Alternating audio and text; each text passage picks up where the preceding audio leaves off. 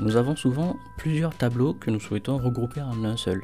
Alors, que ce soit à l'impression ou à lecture, Excel n'est pas fait pour, malheureusement. Donc, à l'impression, par défaut, sachez qu'il n'y a pas d'option pour imprimer des tableaux qui se situent sur plusieurs feuilles, par exemple, sur une seule feuille.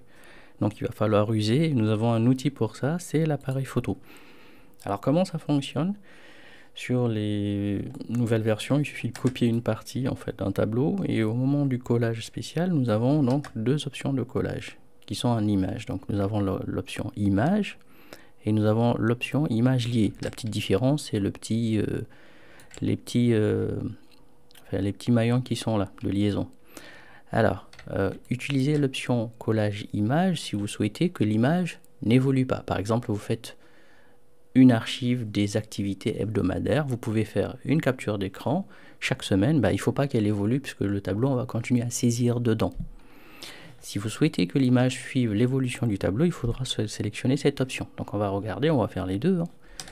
Donc là c'est fait, on va aller coller cette option là, voilà, la première et la deuxième ici. Très bien. Alors les deux sont similaires, mais en fait ce que je vais faire c'est simplement enlever cette couleur de fond. Donc j'enlève la couleur, alors on va mettre du blanc, ok. Vous remarquez directement la différence. Donc ce changement là a été reflété dans la deuxième image qui est l'image liée. Donc voilà un peu la différence entre les deux options. L'image qui est là en fait va être une simple image posée, tandis que cette image là est une représentation dynamique de la zone présélectionnée en copiant. Donc voilà aussi un élément de repère. Donc voilà, quand vous cliquez sur cette image, il n'y a pas de liaison, celle-là-ci. Donc on va voir comment on va fonctionner avec cet outil. Nous avons un rapport à éditer et le rapport doit en fait nous permettre de suivre ou d'imprimer en fait les tableaux des différentes activités sur les trois villes qui sont là. Ce qu'on va faire, c'est simplement copier-coller les différents tableaux. Donc je vais prendre le premier, donc j'ai besoin de ça, pas besoin du total dans mon cas, donc je prends la partie dont j'ai besoin, j'arrive là, je la dépose ici. Donc je vais la mettre en image liée, pourquoi? Parce qu'en fait, j'aimerais à chaque fois que je veux imprimer ce rapport qu'il soit à jour. Ça veut dire que je n'aurai plus besoin de le refaire. Je vais laisser ces images qui sont là, et à chaque changement, actualisation des données, ce tableau sera à jour. Ok. Pour la deuxième ville, je vais procéder autrement. Donc au lieu de copier-coller, il y a vraiment un appareil photo, une icône qui sert à ça en fait. Donc on va la rajouter dans la barre d'outils d'action, d'accès rapide plutôt. Donc je vais sur autre commande, voilà.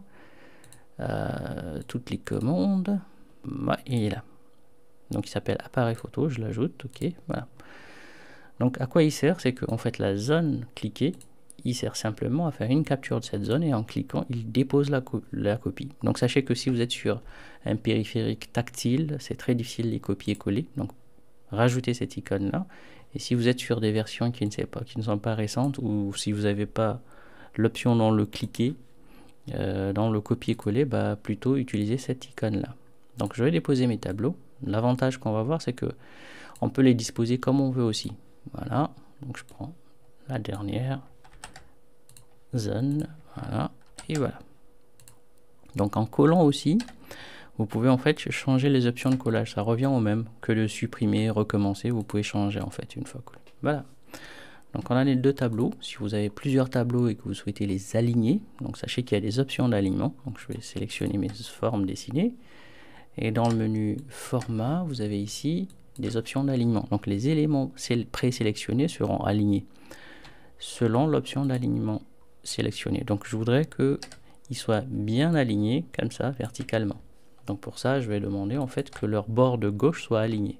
Voilà. Et voilà. Pareil pour ces deux-là, j'aimerais qu'en fait qu'ils soient alignés par rapport à leur bord de haut. Donc je sélectionne mes deux éléments. J'aligne, bord de haut, et voilà. Donc ils sont bien alignés.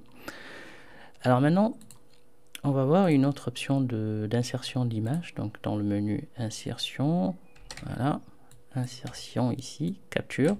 C'est autre chose. En fait, cet outil-là sert lui à capturer en image quelque chose qui serait en dehors d'Excel. Il y a un intérêt, c'est que vous allez pouvoir ramener des choses. Par exemple, là, c'est un rapport que je vais éditer. Je vais poser un logo là. Alors j'ai déjà préparé mon logo par exemple, il peut être sur internet, un PDF, peu importe. Vous l'ouvrez simplement, voilà, vous revenez sur Excel et à ce moment-là, vous allez juste lui dire tiens, je veux capturer quelque chose. Voilà, il va vous afficher tout plein de choses. Donc soit vous récupérez toutes les images ouvertes ou vous cliquez sur le bouton capture d'écran, vous attendez, voilà, c'est grisé. Il y a juste à prendre ce qu'il faut. Donc on va prendre celui-là. Et voilà. Donc je vais le réduire. Comme ça. Ça me va. Ok. Alors, un autre truc intéressant, c'est que comme ce sont des images, on peut rajouter des petits styles d'images qui sont là. Ça permet de changer vraiment la présentation de l'élément. Donc, je vais prendre mes 3 tableaux. Voilà. Je vais dans les styles d'images, je vais passer ma souris. Donc, ça vous permet d'avoir un petit rendu un peu particulier qui peut être intéressant. Moi, j'utilise surtout celui-là très souvent. Dans certains cas, ça risque de rogner votre image, donc prenez beaucoup plus large, par exemple. Donc je vais prendre celui que j'ai l'habitude d'utiliser, qui projette une ombre. Et voilà. Donc, pour y voir clair, je vais enlever le quadrillage de la feuille. Voilà. Ok. J'ai mon rapport, ça me va. Si je veux un pied de page, je vais le saisir là où il faut. Ok.